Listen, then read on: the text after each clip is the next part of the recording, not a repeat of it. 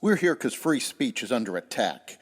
We're here because people are being convinced that socialism works.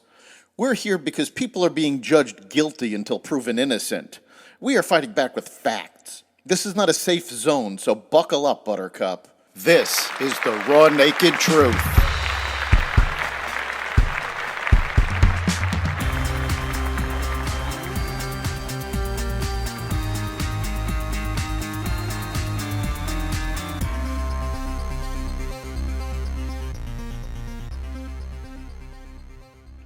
Bombings continue, climate battles, inflation, and more. Welcome to the Raw Naked Truth. I'm your host, Eric Lopkin, and here's the news you need to know. Israeli warplanes and tanks continued the bombardment of Hamas strongholds in southern Gaza overnight. The United Nations said Tuesday it had largely halted aid distribution to civilians in the Palestinian enclave due to the intense fighting.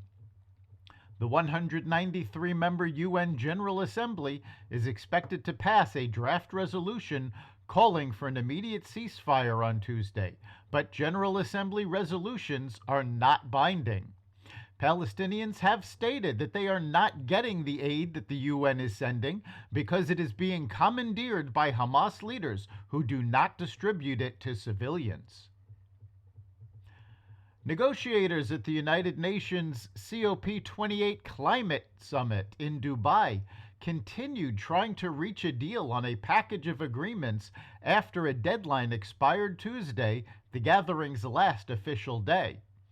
Negotiators remain divided after a draft of the centerpiece agreement published Monday dropped references to phasing out fossil fuels. The watered-down version urged countries to reduce planet-warming pollution and listed cutting back oil, coal, and gas burning among possible actions.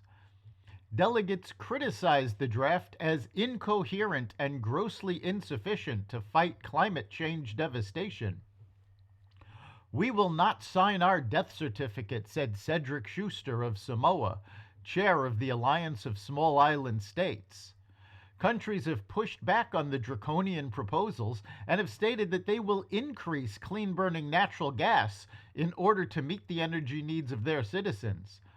Delegates were embarrassed by their hypocrisy, showed in photos that leaked of all the private planes that they had taken to the conference and their menu that contained hamburgers and steaks after they declared that people should fight climate change by not eating meat.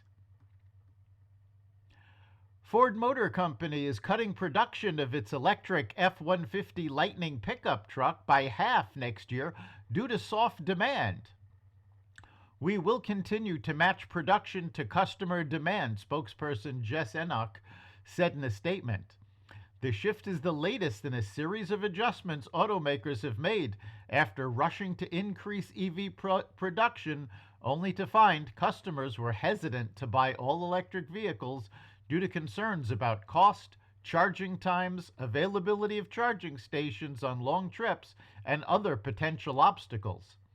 Ford said in October it was holding off on a $12 billion in planned EV investment.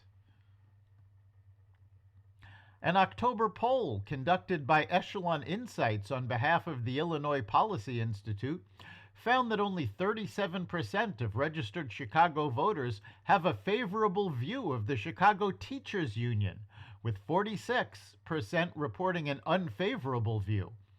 These results represent a significant plunge in support for the CTU since February, when the same pollster found that 44% of respondents had a favorable view of their group, with 42% reporting an unfavorable view. In other words, CTU's net favorability among Chicago voters dropped to -9 from +2, an 11-point plummet in just 8 months. This experience offers a preview of what is happening nationally as unions continue to overplay their hands, and a warning to legislators who keep deferring to their short-term power. Inflation continued to moderate in November as a steep drop in gasoline prices helped to offset increases in the cost of housing, medical care, food, and transportation. The Labor Department said on Tuesday that the Consumer Price Index, A broad measure of the price of everyday goods, including gasoline, groceries, and rent, rose 0.1% in November from the previous month, slightly more than expected. Prices climbed 3.1% from the same time last year, which is in line with estimates by economists, and down from the 3.2 recorded in October. Contrary to the claims of the Biden administration, these numbers show that inflation rose 3.1% from the record high 9% last year. While the rate of inflation has slowed, inflation has not gone down and stands at 19% above where prices were when Biden took office. That's the raw naked truth. You can catch every episode of The Raw Naked Truth at xvadio.com/podcasts, the Apple Podcasts app, Google Podcasts, Spotify, iHeartRadio, Audible, Amazon Music, and other platforms that respect freedom of speech. We'll see you next time.